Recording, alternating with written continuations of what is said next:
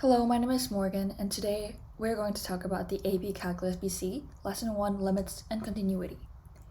So now you're in AP Calculus, but probably previously you learned about pre-calculus, and we learned in pre-calc about the trigonometry, complex numbers and polar coordinates, vectors, geometry, rational and inverse functions.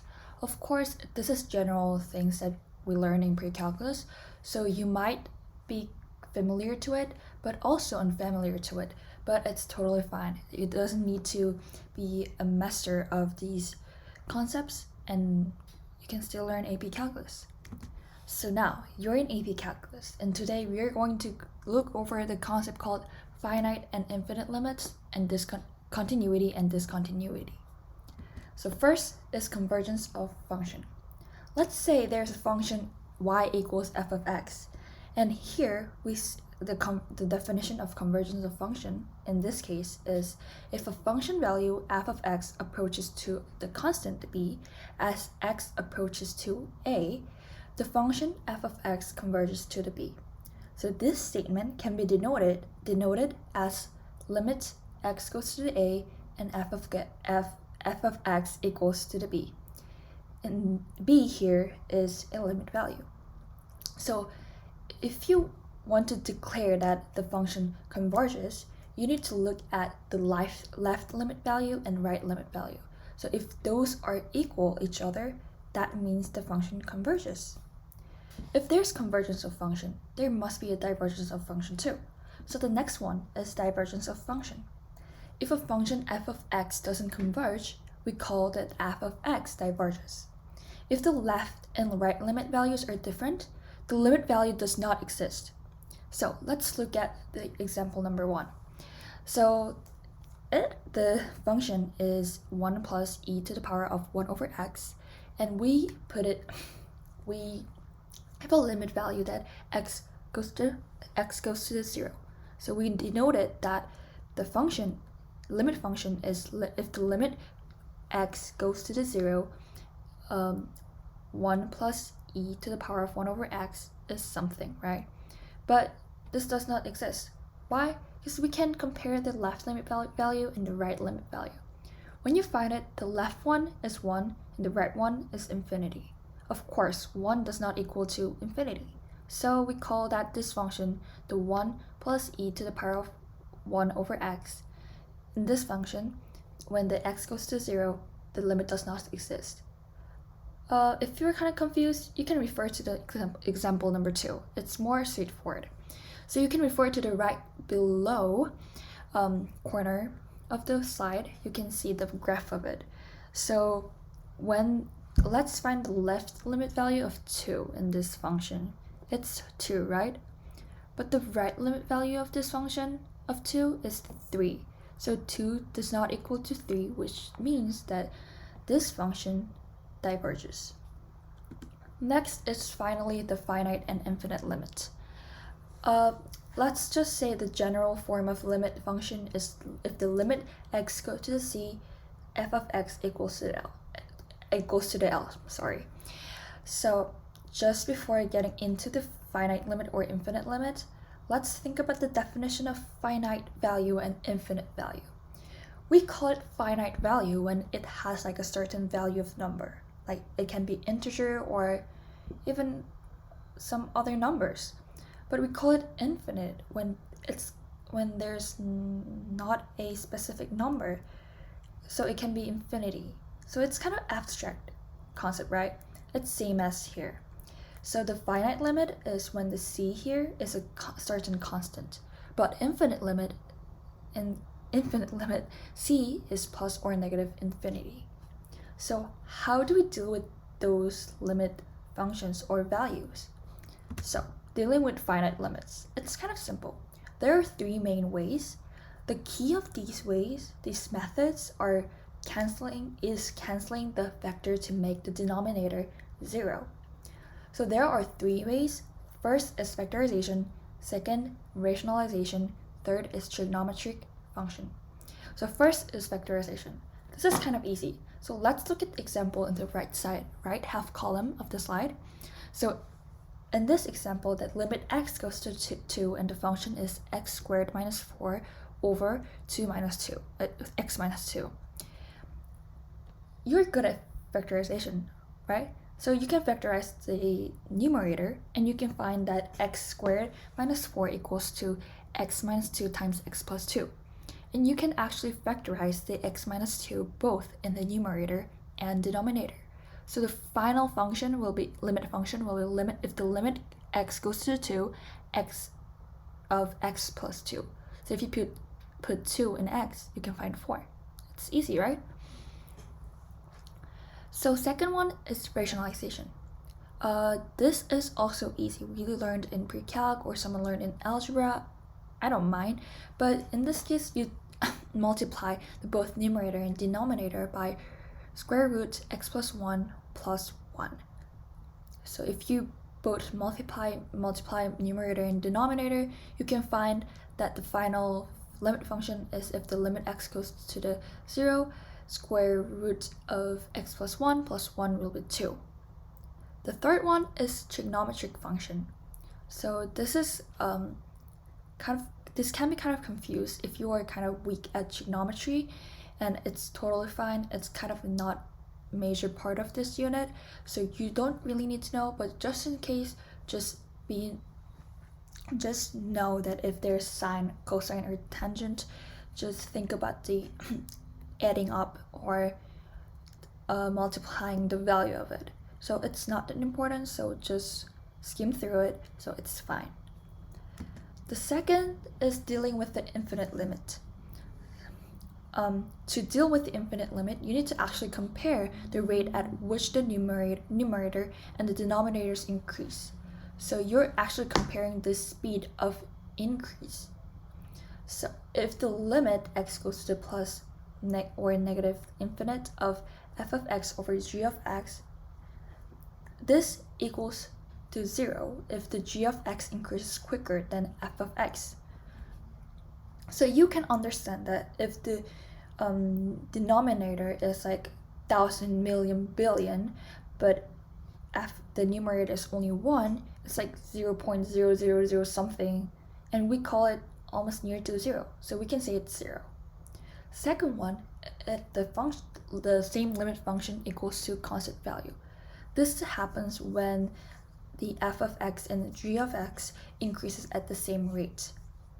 And third, the same limit function equals to the plus or negative infinity if the f of x increases quicker than g of x. So how can we know if it increases quicker or in the same rate? So you compare the power, the variable's power, the greatest power of the variable. So if the x power of 5 exists in the numerator and x power of 3 exists in denominator, the numerator increases quicker than denominator. So it will be plus or negative infinity. Like that, you just compare the highest amount of variables value. So these are the examples that you can exercise with the infinite, like deal with infinite limit. So just pause the video and solve it by yourself. So these are the answers. For the first one, it is 0 because denominator increase quicker than numerator because it has x power of 4, but numerator only have x power of 2. The second one is negative 5 over 3 because they have same increasing rate, because both numerator and denominator's highest degree of variable is x squared. The third one is infinity because the x squared is existing in the numerator and denominator only has x. So x squared of course increases faster than x, so we can say the infinite limit here is infinity. Next is finally the continuity and discontinuity. The function f of x is continuous at x equals a when it satisfies the following conditions. First, the function value f of a exists. Second, the limit x goes to the a f of x exists. Third, limit x goes to the a f of x equals to f of a. These three rules are really important. So you need to be clear with it and you need to memorize it, because this is like one of the most important part in this unit 1. So you need to be like really clear with this concept, and I'm pretty sure that AP exam there will be one of these kind of questions in AP exam. So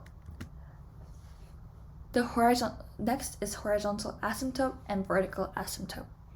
Horizontal asymptote is when the value y that converges as x approaches to plus or negative infinity. So for example, in the limit x goes to plus or negative infinity, x squared over x squared minus 9 equals to 1. So in this case, the horizontal asymptote is y equals 1, because we are finding the y value. The vertical asymptote is the value x that converges as y approaches to plus or minus negative infinity. So you need to find the value of x that makes denominator equals to 0.